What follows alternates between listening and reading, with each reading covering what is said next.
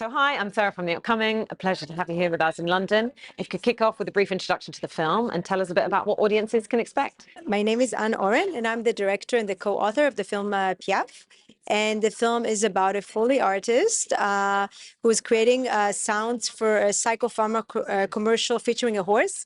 And in the process of creating the sounds for the horse, she grows a horse tail herself. A Foley artist, for those who don't know what it is a sound professional for film that is recording sound enhancements for the film using their own body.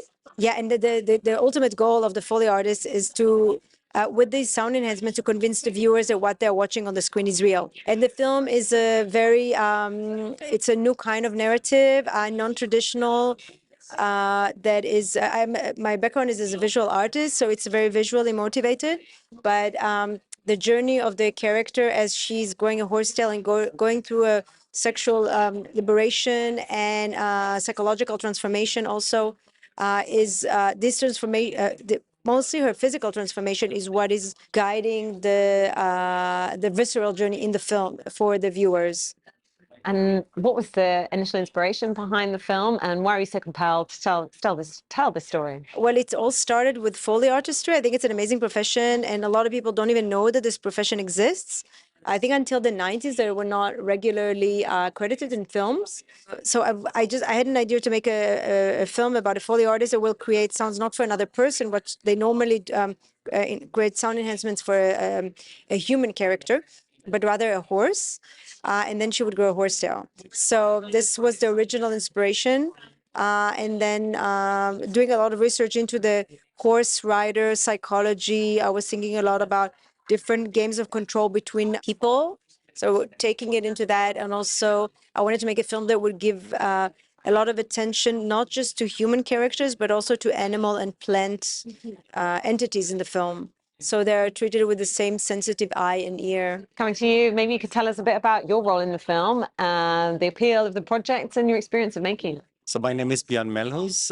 I'm in the role of Piotr, the evil film director of the commercial, the mood stabilizer commercial in the film. It's a small role, but it is an important character and also brings in a certain sense of humor when Piotr shows up and gives the pressure, like what he expects of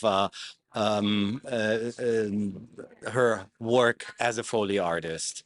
And for me, it was like quite a pleasure to do this role. Of course, I'm also come from my background as being an artist, and I perform a lot in my own video work for many years, 3 decades, and therefore it's also was a whole new challenge to work for a larger film in a whole new context. And but also before I did what I do now, I worked for some years in the more commercial industry and was a director for commercials myself. So it brought me a little bit back to my own story, like maybe more than 30 years ago. And so that was a pleasure to do that, and I really enjoyed to work with the whole team and to see the film happening at the end. And tell us a bit about perhaps some of the challenges you faced along the way and some of your personal highlights in the making of the film. My background is as a visual artist, so the biggest challenge was to convince people that I can make a feature film. Big challenge. It's a challenge for everyone, but especially for me. So what else? And yeah, just to get but then I made a short film actually that was also at BFI in 2020 called Passage, also part of Experimenta. That together with a script that really described actually what you end up seeing in the film. In a not in a traditional script way, but still you could, if you read it, you understand what I mean. Like, for example, I had sound descriptions and costume descriptions in the script. That is not something that you normally have. But after I made this short film and with the script, I mean, I was able to overcome a lot of challenges and convince all the collaborators that I wanted to have to work with me and to, I guess the first challenge was to actually get it to happen. And then also we're shooting it during Corona times. That was a big challenge. So there are a lot of open questions of things will actually be able to, you're planning everything and you don't know if you're going to be able to execute things in the dates that you plan and all the people you coordinated with. And also we're shooting on film, 16 millimeters. So you are very limited with how many takes you can do, but I think that it was actually something very beautiful came out of it, because it felt everybody was so excited every time the film was rolling, that it brought like a much higher level of concentration from everybody, and it was really exciting. And also working with the horses it's a bit unpredictable, and it was like not film horses, it's real dressage horses that we're shooting with. So dressage horse, not horses, was one.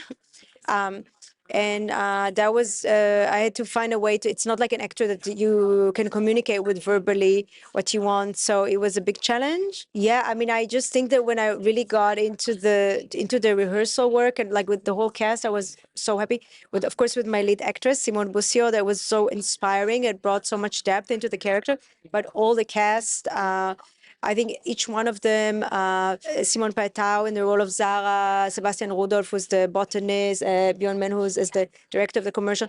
They were so, everybody was so different. Everybody came from a different background, and it was so exciting to work with them, and they brought so much of themselves. They were so engaged in the story, and I really enjoyed this part of the process, and to just see it happening. And also like the entire team, they were so dedicated. They put so much love into the film. I was so humbled and touched and motivated by this, that it's just like every day was like we had new challenges, but we overcame them. And to see how it's basically every idea that you have is possible to make, if you're working with the right people. So that was yeah, that was certainly a highlight. What does it mean to you to have your film here at London Film Festival, and what do you hope people will take away? It's amazing. It's amazing exposure. You have amazing audience. I think that BFI communicated yesterday we had their first screening, and they communicated very well to the right audience. It's not a film for everyone, and it's for people that are looking for a more challenging film, but a very thrilling film that they've not seen before. They managed to get the right audience, and were very engaged, and I think that it's giving a great exposure for the film in the UK, but also